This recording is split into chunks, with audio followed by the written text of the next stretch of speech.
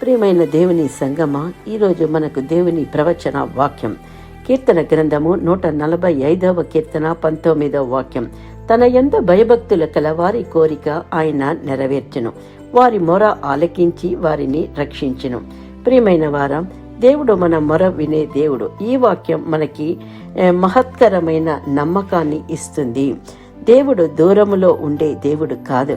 ఆయన మనకు భయభక్తుల కలవారి కోరికను నెరవేర్చే దేవుడు, వారి మొరను ఆలకించే దేవుడు, వారిని రక్షించే దేవుడు. మన దేవుడు దూరమునకు సమీపమునకు దేవుడై ఉన్నారు. భక్తి అంటే భయము మాత్రము కాదు, గౌరవము, విధేయత, విశ్వాసము. హన్నా తన సంతానము కోసము కన్నీళ్లతో ప్రార్థించెను. దేవుడు ఆమె మొరను ఆలకించి సమూయేలును అనుగ్రహించాను. భయభక్తులతో చేసిన మొరను దేవుడు ఎప్పుడు వినక మానడు.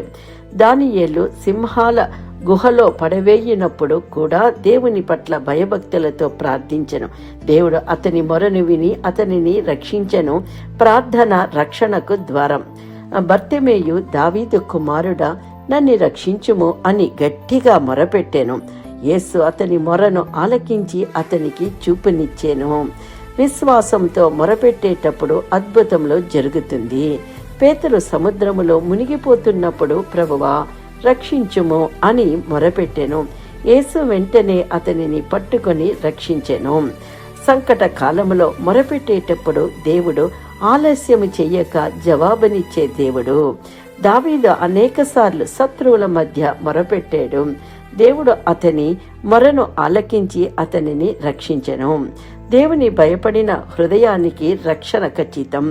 మన కోరికలు దేవుని చిత్తములో ఉన్నప్పుడు, మన హృదయం భయభక్తులతో నింపబడినప్పుడు, మొరను విశ్వాసముతో ఉండేటప్పుడు దేవుడు వినును, నెరవేర్చును, మనకి రక్షణను కూడా ఇచ్చును.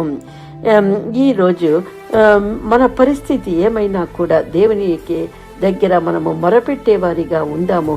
దేవుడు మన మొరలను ఆలకించి జవాబునిచ్చే గొప్ప దేవుడు. ఒక చిన్న ప్రార్థన.